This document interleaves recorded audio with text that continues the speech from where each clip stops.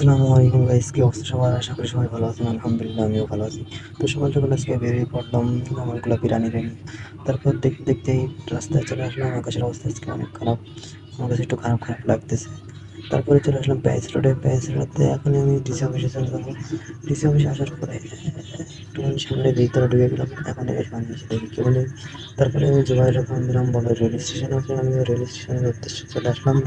আবার রাস্তায় রেল স্টেশনে যাচ্ছিলাম আর আপনাদেরকে সুন্দর রাস্তাটা দেখাচ্ছিলাম। যাইতে যাইতে চলে আসছি রেল স্টেশনে। আসে জুবাইয়ের সাথে দেখা। এখানে আরও অনেক লোক ছিল। এখানে তানজিম ছিল আর অন্যান্য আমাদের গ্রুপের লোক ছিল। তারপর আমরা কিছুক্ষণ কথা বললাম। স্টেশনে আসার পর তারপরে ভাবলাম যে কটা স্ট্যান্ডের ফুটেজ নিয়ে বা বিভিন্ন সার্চিং ওটা করলাম ফটাফট। তারপরে আমি একটু স্ট্যান্ড করার ট্রাই করলাম, কিন্তু আজকে কেন জানি না বারবার পড়ে যাচ্ছি। তারপরে আমি সার্কেল ভ্যালিটা করার চেষ্টা করলাম, কিন্তু কেন জানি না বারবার পড়ে যাচ্ছে। আজকের কেন সার্কেল ভ্যালিটা মারতেই পারতেছি না। স্ট্যান্ড করার পরে তারপরে তো কিছু করতে পারতেছি না।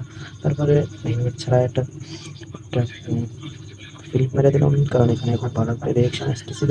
রেল রোডের সব যাত্রীরা দাঁড়াইছিল এবং সবাই দেখতেছিল আমরা স্ট্রিম করতেছিলাম। তারপরে আমরা একটুখানি পরে আবার ডিসি অফিসে চলে আসি।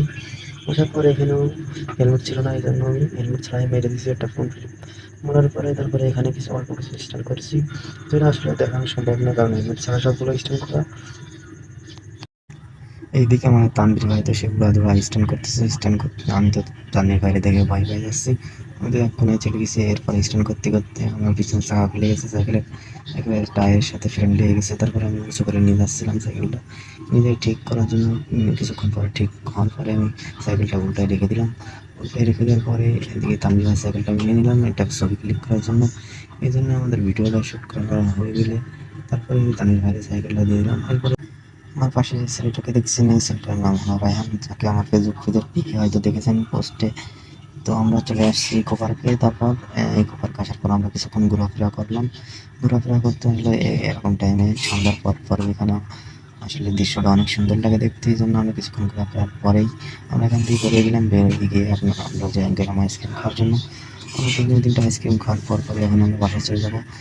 আইসক্রিম ব্লগটা এই পর্যন্তই। পরবর্তী দেখা হচ্ছে পরবর্তী কোনো ব্লগে। দিন পর্যন্ত ভালো থাকবেন, সুস্থ থাকবেন। আল্লাহ হাফেজ। আসসালামু আলাইকুম রহমতুল্লাহ। Yeah.